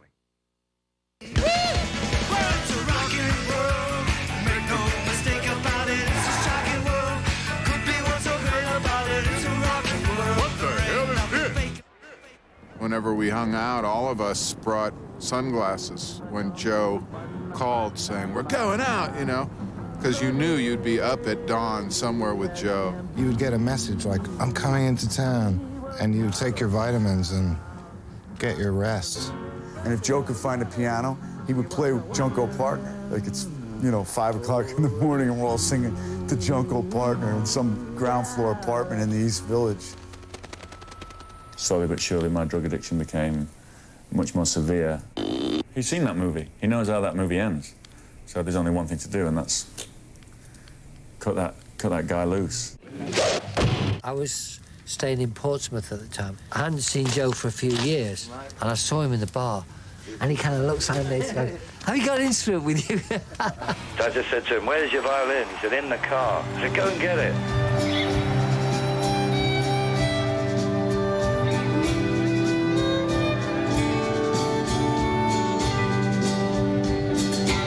And then we did like every gig after that. Which part of life do we find the truth? Is it the beginning, the middle, or the end?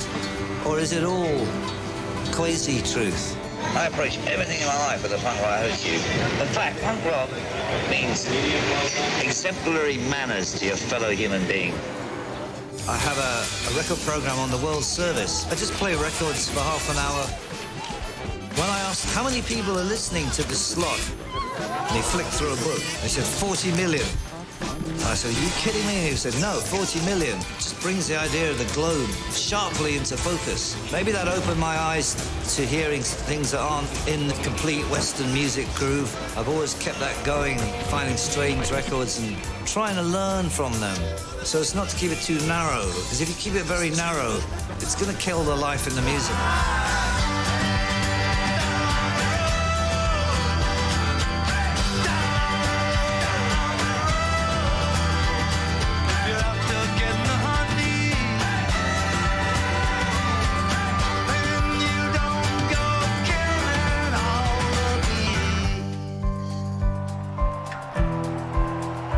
Summertime sun. I saw Joe play it with the Mescaleros quite a bit. I remember it being just blissful. There wasn't anywhere else on the planet I could conceivably want to be.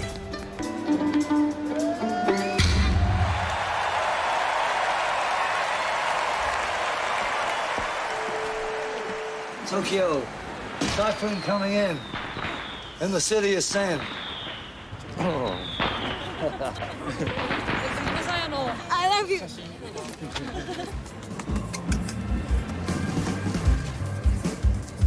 I think he knew he had something else to do, and he hadn't found it. And then with the Mescaleros, he found what he wanted to do again.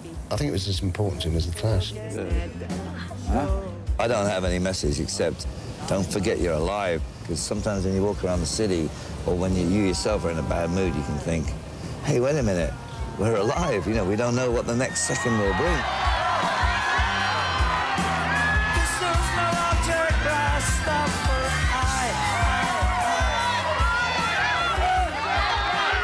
all thought it might be we play at the Rock and Roll Hall of Fame or something, you know, we get back together.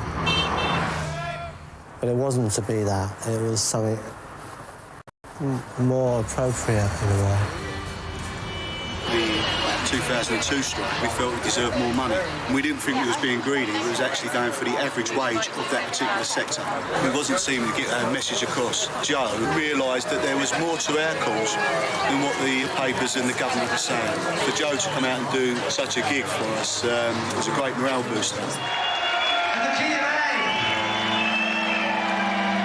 I didn't really intend to play. Joe and I had never discussed it beforehand and we didn't pre-arrange anything. It was just I felt completely compelled. I said, hold me coat, I'm going up.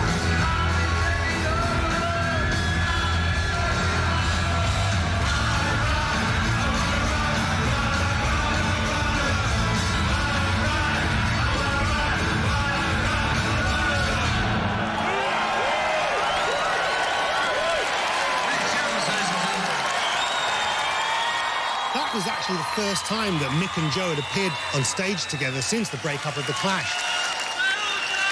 Which was kind of cool because they did it for the firemen and not for somebody paid them £2 million.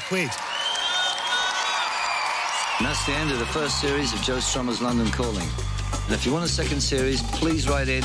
In fact, I'm not even going to wait for you to write in. I'm going to kick off the second series right now. Let It Roll with Nina Simone.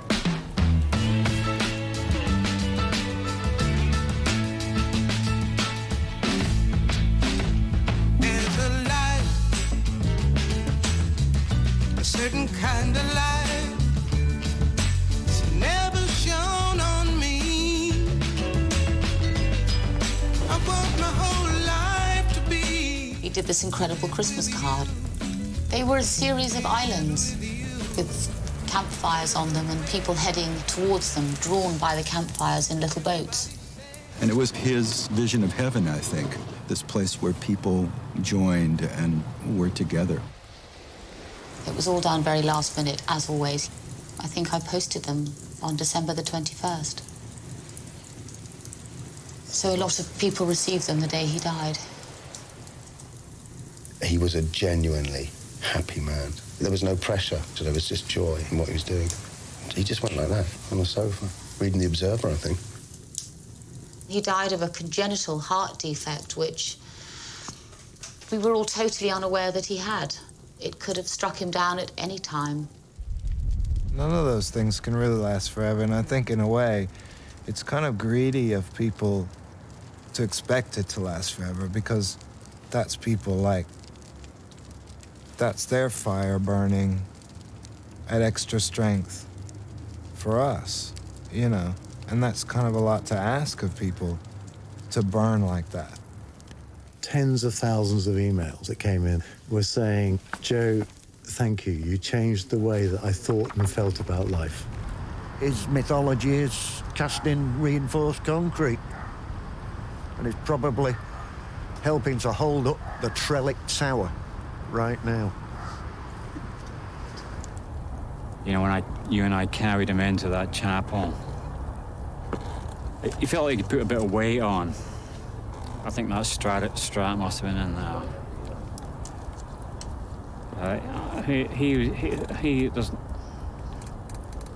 It's like Hemingway said about Paris. There's never any end to it, and it's the same with Joe.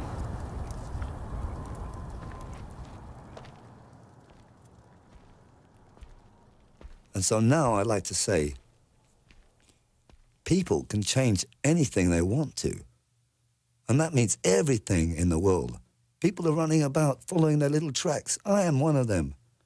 But we've all got to stop just following our own little mouse trail. People can do anything. This is something that I'm beginning to learn.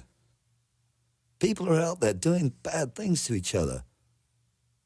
It's because they're being dehumanized. It's time to take the humanity back into the center of the ring and follow that for a time. Greed, it ain't going anywhere. They should have that in a big billboard across Times Square. Without people, you're nothing. That's my spiel.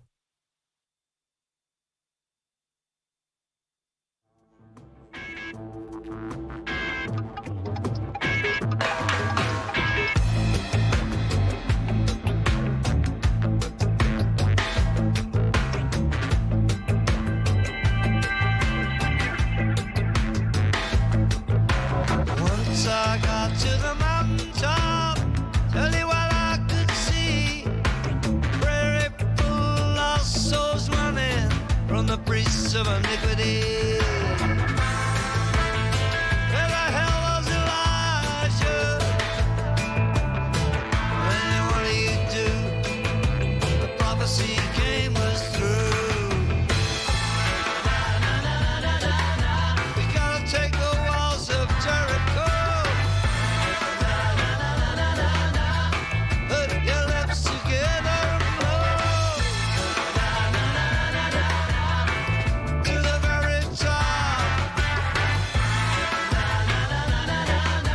Say the truth, crystallize it like jewels in the rock, in the rock. Get down, Moses. Falling on the sea, carving on the tablet of LSD. Get down, Moses. I'm in Tennessee. Get down, Moses. Down in the street, blood is washing down on the gravel to a beat. Get down, Moses. Down in the pit.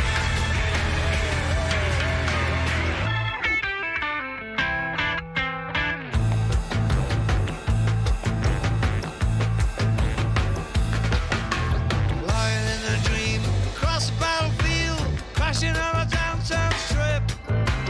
Looking in the eyes of the diamonds and the spies in the hip. Who's sponsoring the crack ghetto? Who's lecturing? Who's in the know and in the don't know? We better take the walls of Jericho. Put your lips together and blow. Going to the very top. Where the truth crystallizes like jewels in the rock.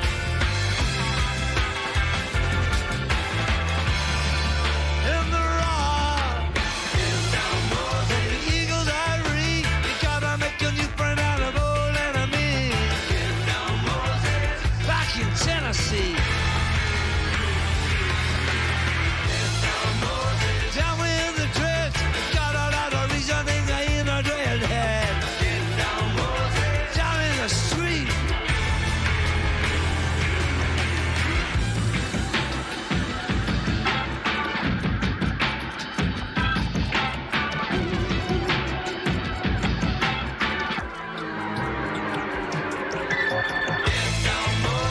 We need to eat, we gotta chew it over with our wisdom teeth. Get down, Moses. Chuffin.